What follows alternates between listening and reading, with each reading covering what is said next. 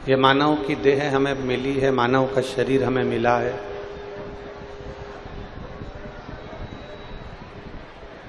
और मनुष्य का शरीर यदि हमें प्राप्त हुआ है और उस मानव के शरीर में प्रभु कृपा से, भगवान की कृपा से यदि हमारे नेत्र परखैया हो जाएं, भगवान को हम परख लें, भगवान शंकर की उस कृपा को हम जान जाएं,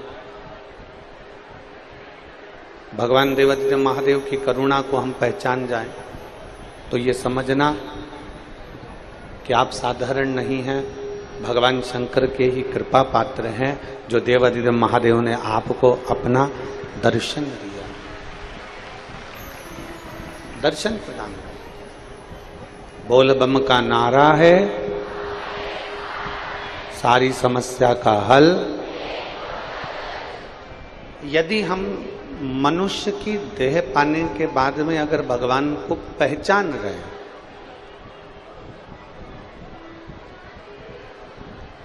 भगवान शंकर को जानने का प्रयास कर रहे हैं, तो ये मानकर चलें कि ये शिव की कृपा ही है, शंकर की उदारता है।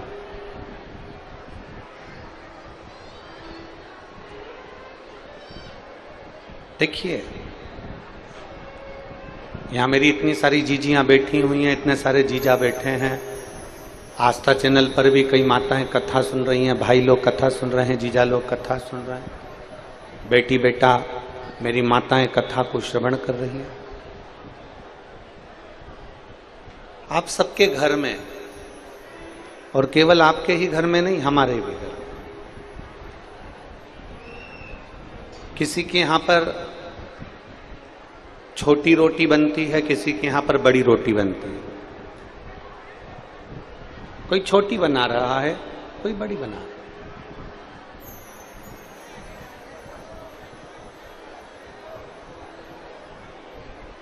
किसी के यहां छोटी बन रही है, किसी के यहां बड़ी बन रही है।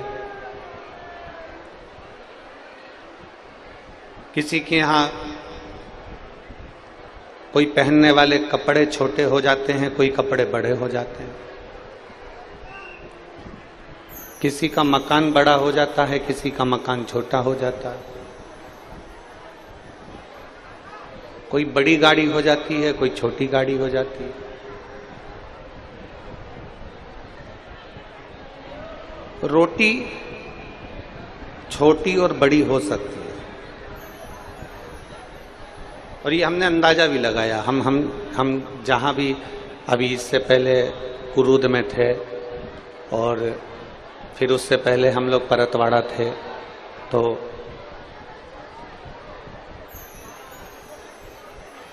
एलईडी चालू करिए, एलईडी वाले साइडों की एलईडियाँ चालू करवाइए।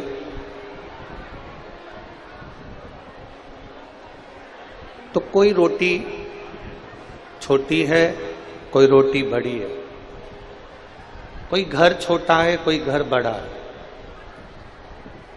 कोई कपड़ा छोटा है, कोई कपड़ा बड़ा है, कोई गाड़ी छोटी है, कोई गाड़ी बड़ी है,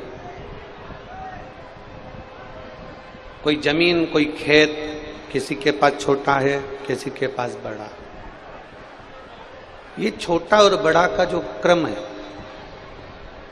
ये केवल आप और हमारे बीच में होता है।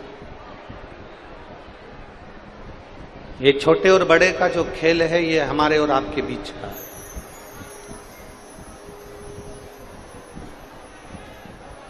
कपड़ा छोटा बड़ा हो सकता है, रोटी छोटी बड़ी हो सकती है, मकान छोटा बड़ा हो सकता है, गाड़ी छोटी बड़ी हो सकती है, पर शिव महापुराण की कथा कहती है कि मेरे देवादिदेव महादेव की करुणा कभी छोटी नहीं होती, जैसी है वो वैसी ही रहती।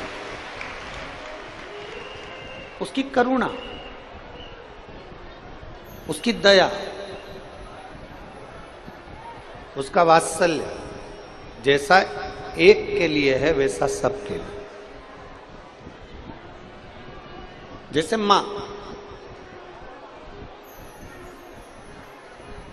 जैसे घर की जो माँ होती है ना, उसके अगर 4 बेटे हैं, उसके 5 बेटे हैं, तो घर की माँ बराबर का दूध पिलाती है। माँ अपने बेटे में कभी भेद नहीं करा कि मैं बड़े वाले को ज्यादा दूध पिलाऊंगी, छोटे को नहीं पिलाऊंगी, छोटे को पिलाऊंगी तो मंझले को नहीं पिलाऊंगी, मंझले को पिलाऊंगी तो संजले को नहीं पिलाऊंगी ना। शिव महापुराण की कथा कहती है, माँ अपने बच्चों को बराबर का दूध पिलाती है, माँ अपने बच्चों को बराबर का स्तनपान कराती है, माँ अपने बच्चों को बराबर की परवरिश करती है। बस ये बच्चे पर आधारित। एक मां के 4 बेटे। थोड़ा ध्यान देना कथा की ओर। मात्र 2.5 घंटे की कथा आपको मिलती है, उस पर बहुत ध्यान दो, बहुत। एक मां के 4 बेटे और माता के चारों बेटे को मां पढ़ा भी रही है, भोजन भी करा रही है, उनको अच्छे से रख भी रही, उनको श्रेष्ठता में रखने का प्रयास भी कर। अब मां ने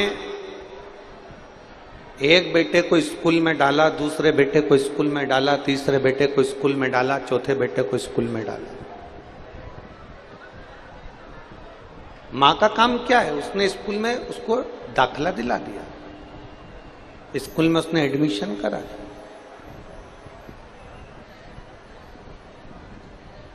अब मां 24 घंटे तो स्कूल में नहीं बैठी रहेगी। बोलो मेरी जीजियों, सही है कि गलत है? बोलो, जम के बोलो जरा। आप में से कितनी माताएं जो 24 घंटे स्कूल में बैठी रहे बच्चे के? कोई बैठ सकता है? नहीं। मां का काम है, मां ने बच्चे को स्कूल में एडमिशन दिला दिया। मां का काम है, मां ने बच्चे को स्कूल में दाखिला दिला दिया। अब बच्चे का काम है कि वो कितना ग्रहण करता है, कितना लेता है और कितना उस पर चलता है। 4 बेटे, चारों की बुद्धि अलग है, 4 बेटे, चारों के विचार अलग हैं, 4 बेटे, चारों का क्रम अलग है। अब उसके ऊपर आधारित है कि वो किस तरह से उस विद्या को ग्रहण करता है। अब उसके ऊपर आधारित है वो क्या ग्रहण कर रहा है, कितना ले रहा है और कितना अपनी जिंदगी में उतार रहा है।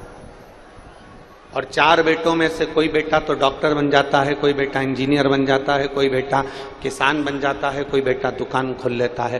कारण वो कितना ग्रहण करा है, उसने कितना लिया है, ये उसके ऊपर आधारित होता है, उसके ऊपर। उसी तरह रोटी छोटी हो सकती है, बड़ी हो सकती है, कपड़ा छोटा हो सकता है, कपड़ा बड़ा हो सकता है, गाड़ी छोटी हो सकती है, गाड़ी बड़ी हो सकती है, बंगला छोटा बड़ा हो सकता है, पर मेरे भोलेनाथ एक बराबर की करुणा, एक बराबर की दया मेरे भोलेनाथ संपूर्ण पृथ्वीवासियों पर बनाकर रखते हैं। संपूर्ण पृथ्वीवासी, सब पर मेरे प्रभु की कृपा एक जैसी, सब। यहां कोई छोटा नहीं, कोई बड़ा नहीं, यहां सबके प्रति समभाव मेरे देवाधिदेव महादेव